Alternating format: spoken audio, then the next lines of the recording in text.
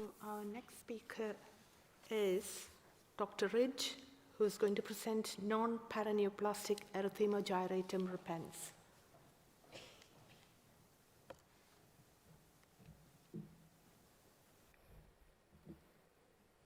Good morning. This is the case of a 65-year-old female who presented to us last July with a 5-month history of a widespread itchy rash. Her GP had been treating her in the community as eczema. This lady was a previously healthy, non-smoker, non-drinker, taking no regular medications. It's important to note that this lady had a significant family history of cancer. So her daughter died of ovarian cancer at age 16, and 2 of her sisters had breast cancer in their early 50s. So on examination, as you can see, there's erythematous gyrate concentric bands arranged in parallel with a fine trailing scale. It's involving her upper limbs, lower limbs, and trunk. So our working diagnosis at the time was erythema gyratum repens, and our differential diagnosis included tinea imbricata, erythema annularis centrifugum, and an EGR-like eruption. So this is where a different dermatoses mimics EGR in its clinical presentation, for example, of vasculitis. So we began with the paraneoplastic workup, and all of our routine bloods were negative, and we did a CT neck and TAP, which was negative for malignancy. So we did 3 punch biopsies and a DIF.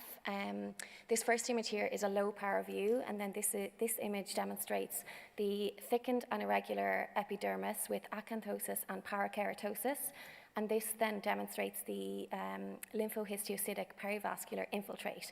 So these histological features are all non-specific, but in correlation with the clinical findings, they are supportive of a diagnosis of erythema gyratum repens. And although the histology is non-specific, it is useful because it helps to outrule mimickers of EGR. So initially we treated her with topical steroids and topical antifungals, but when we brought her back to clinic 2 weeks later, there was no improvement. So we then expedited a further paraneoplastic workup, including a full body PET-CT, which was negative. We did tumor markers, paraneoplastic antibodies, upper and lower GI endoscopy. So the endoscopy was negative for malignancy, but what's interesting is it did demonstrate a severe pangastritis, which was CLO positive, and this indicates an active Helicobacter pylori infection. So she was then placed immediately on triple therapy eradication for H. pylori, and this consists of amoxicillin, clarithromycin, and a PPI for 14 days. So as you can see here, towards the end of the course of triple therapy, her skin did improve, and she's clear of erythema gyratum repens following the 14-day course. Okay, so this, just to summarize, this is a lady who presented with erythema gyratum repens, who has no identifiable malignancy to date, and her skin remains clear 12 months following antimicrobial therapy for H. pylori eradication. So erythema gyratum repens is an extremely rare clinical entity. There's 83 cases reported in the literature to date, and historically it's thought to be a paraneoplastic phenomenon. But more recently, in a review of the literature in 2014, the association with malignancy is actually thought to be lower than previously reported. It can precede the diagnosis of malignancy of a mean period of 7 months and up to 72 months, and the treatment is aimed at treating underlying malignancy. So with regard to non-paraneoplastic erythema gyratum repens, there's 25 cases reported in the literature. It's most commonly been found to be idiopathic, but it has been associated with PRP, psoriasis, ichthyosis, and there's 1 case of drug-induced erythema gyratum repens from azathioprine. There's never previously been any association between H. pylori and erythema gyratum repens, and it's never previously been reported to have cleared following antimicrobial therapy. So although Helicobacter pylori itself is a benign entity, it's interesting that it does eventually lead to malignancy. So it can lead to either adenocarcinoma or a malt lymphoma. And again, what's interesting is that the treatment for malt lymphoma is actually H. pylori eradication therapy, although our patient did have stomach biopsies which were negative. So obviously the pattern of EGR on the skin is very remarkable. And there's 1 paper published in 2015 suggesting a hypothesis between linking EGR and L-glutamine. So L-glutamine is an amino acid which is required for cell proliferation in the body. And in a cancer state, your L-glutamine levels are raised. So this group put L-glutamine into an aqueous solution, and it's self-assembled into rings. So you can see here that it's quite a similar pattern.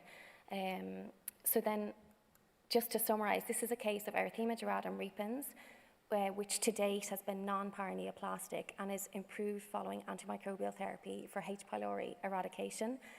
However, we're going to follow this lady closely, particularly given her strong family history of malignancy and bearing in mind that erythema gyratum repens can predate malignancy up to 72 months. Thanks.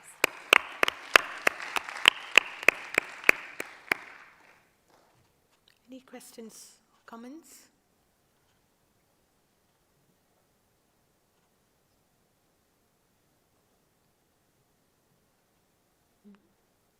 No? Do you have any questions? I had some, but you've answered them all. Yes. Oh. There's for somebody, yes. Sorry, I may have missed it. I think the family history was ovarian cancer. Her daughter had ovarian cancer and 2 of her sisters had breast cancer. Have you done anything like BRCA or other So genetic testing? She's going to see the genetic team, but they wouldn't do the BRCA testing unless she herself had breast cancer or her sisters had been BRCA positive. So Right. yeah, we sent her for testing. Yeah, I mean, there are lots of other ones as well, but Yeah, it'd be interesting. yeah. Thank you. And did they have anything to say about her daughter having had ovarian cancer at 16? Because that's It's unusual. unusual, yeah. No, there was, we don't really know anything about that. But it is unusual, definitely, and I think that's why we chase the malignancy so much. Must definitely be associated with BRCA. BRCA, yeah. Okay. Any more questions? Right, thank you.